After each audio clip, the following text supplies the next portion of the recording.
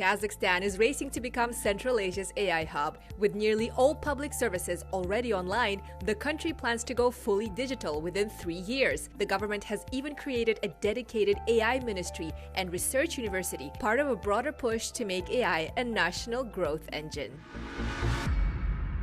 Welcome to East-West Connect. We're highlighting business and economic developments in Kazakhstan and the wider Central Asia region, connecting with Europe and beyond. Kazakhstan unveiled its first and largest supercomputer this summer. Powered by NVIDIA chips and built for AI research, it can perform 2 quintillion calculations per second. We sat down with Jaslan Madiev, Deputy Prime Minister overseeing artificial intelligence and digital development, to explore how the nation is shaping its AI ecosystem.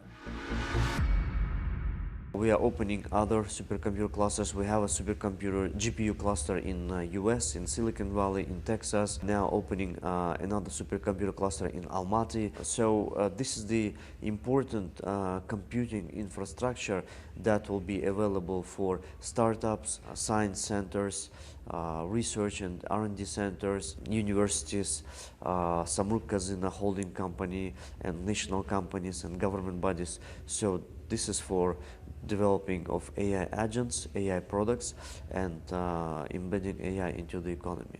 On the top of that, we have built several Kazakh large language models, which will be used by those platforms. And from the digital sovereignty perspective, it's a very important step. We have our Kaz LLM on Meta foundational models like Llama. We have E-Lightning and DeepSeek, and it's open source. Beyond the first Kazakh large language model, should we expect any other game changers on the horizon?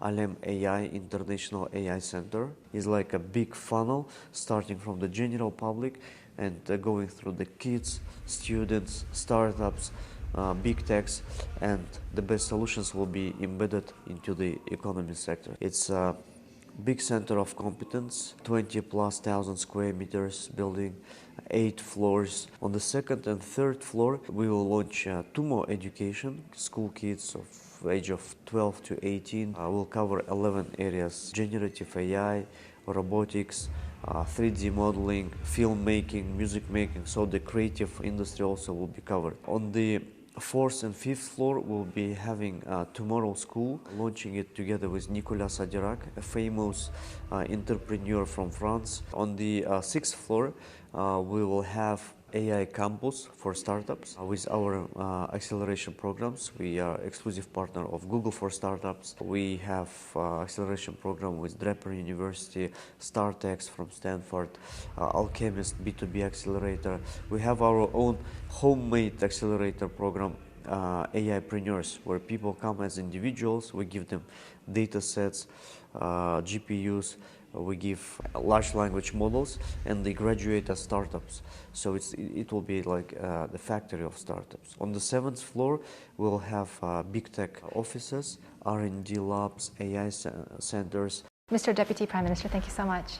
Thank you. My pleasure. Kazakhstan is positioning itself as Central Asia's gateway to global tech, connecting startups, investors, and policymakers under one roof in Astana.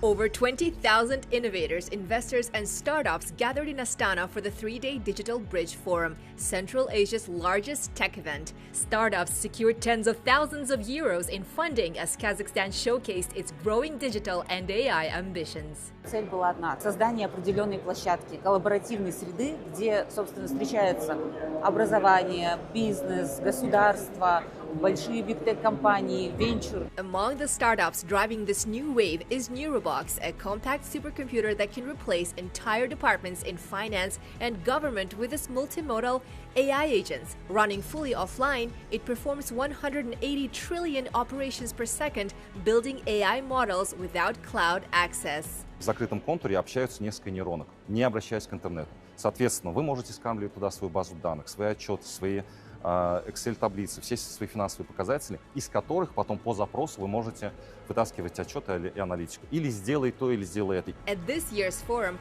President Tokayev announced plans to turn Digital Bridge into an AI bridge, linking Kazakhstan's technological ambitions with the global AI future. By 2029, Kazakhstan wants to see 100 new startups every year and raise AI exports to more than 4 billion euros. Here to assess the effectiveness of the country's AI strategy is a venture investor, Marat Tolubay, CEO of Activat Venture Capital. Mr. Tolubay, welcome. So my first question is, what would convince investors watching us today to take a closer look at Kazakhstan's AI ecosystem? Венчурный рынок в целом всего нашего региона, Центральной Азии и Кавказа, развивается в последние годы очень большими темпами. И Казахстан является лидером на этом рынке. Например, в 2024 году в стартапы было вложено во всем регионе более 100 миллионов долларов, и из них 70 миллионов долларов вложено именно в Казахстане, в казахстанские стартапы.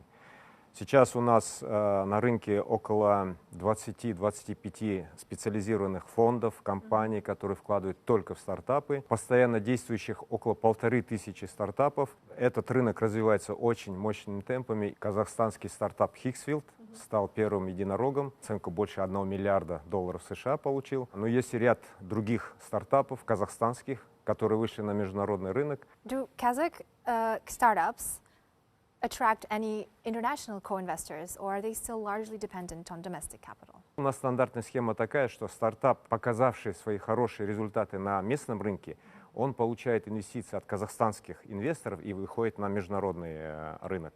Но у нас уже есть ряд стартапов, которые уже получили инвестиции от иностранных инвесторов. Тот же Hixfield, снова еще раз упомяну, Leaping AI, Alma. Это стартапы, которые получили американские инвестиции. И вот из нашего портфеля стартап «Гардероб», он получил инвестиции от Европейского фонда.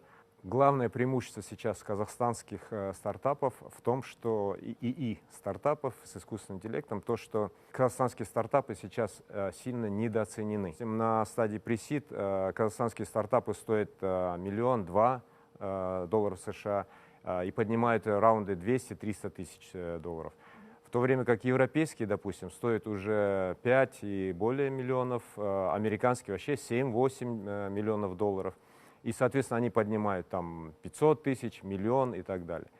У нас в Казахстане очень талантливые ребята, которые могут делать точно такие же стартапы, но они стоят дешевле, и сейчас выгодно в них вкладывать деньги до того, как они превратились в единорогов.